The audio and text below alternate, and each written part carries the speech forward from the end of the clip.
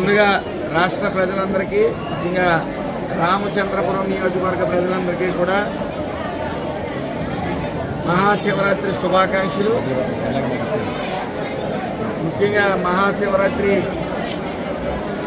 ఈ రామచంద్రపురం నియోజకవర్గంలో ప్రజలందరూ కూడా అదృష్టం కింద భావించాలి. దక్షిణ కాశీగా పిలువబడే ప్రపంచంలోనే అత్యంత ప్రఖ్యాతగాంచిన గుడి ఇది రామచంద్రపురం నియోజకవర్గంలో. ఇటు ద్రాక్షారామ గుడి, కోటిపల్లి గుడి. మరి ఈ గుడిని ఆవరణలో ఈ గుడి నియోజకవర్గంలో పుట్టి ప్రజలందరూ కూడా అదృష్టవంతులుగా భావించి ఈ రోజున అంతా శివోహం, స్వరంతో మొత్తం అంతా కూడా రామచంద్రపురం నియోజకవర్గం మారుమోగింది. అలాగే ప్రత్యేకించి ఈ కోటిపల్లి గుడికి వచ్చేటప్పటికి గౌతమి నదిలో సుమారు 1 కోటి నదులు కలిసి ప్రవహించి మరి దానికి ఆధారంగా ఈ గుడి వెలిసింది. ఇక్కడ ఈ నదిలో స్నానం చేస్తే సుమారు 1 కోటి నదుల్లో స్నానం చేసిన పుణ్యం దక్కుతుందని చెప్పి పురాణంలో కూడా ఉండడం జరిగింది. అయితే క్రమేపీ భక్తి భావాలు పెరుగుతూ ఉన్నాయి. ఆ సర్వేశ్వరుణ్ణి ఒకటే కోరుకున్నాను, ఏదైతే కల్తీగాళ్ళు ఉన్నారో కల్తీ ప్రసాదాన్ని ప్రజలకి పంచిపెట్టి గత ప్రభుత్వంలో అన్ని గుడుల్లో కూడా కల్తీ ప్రసాదం పంచిపెట్టి అందరి మనోభావాలు దెబ్బతీశాయో ఆ కల్తీగాళ్ళు మళ్ళీ ఇంకా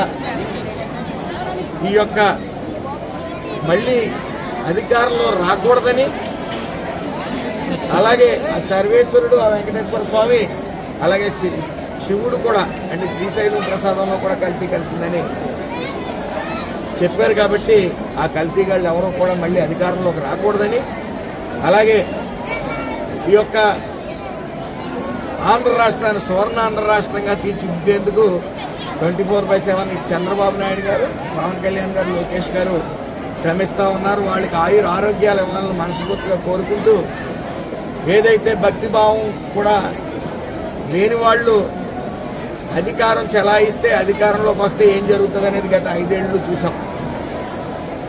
మరి 5 ఏళ్ళలో ఆయనకు అవగాహన లేదు.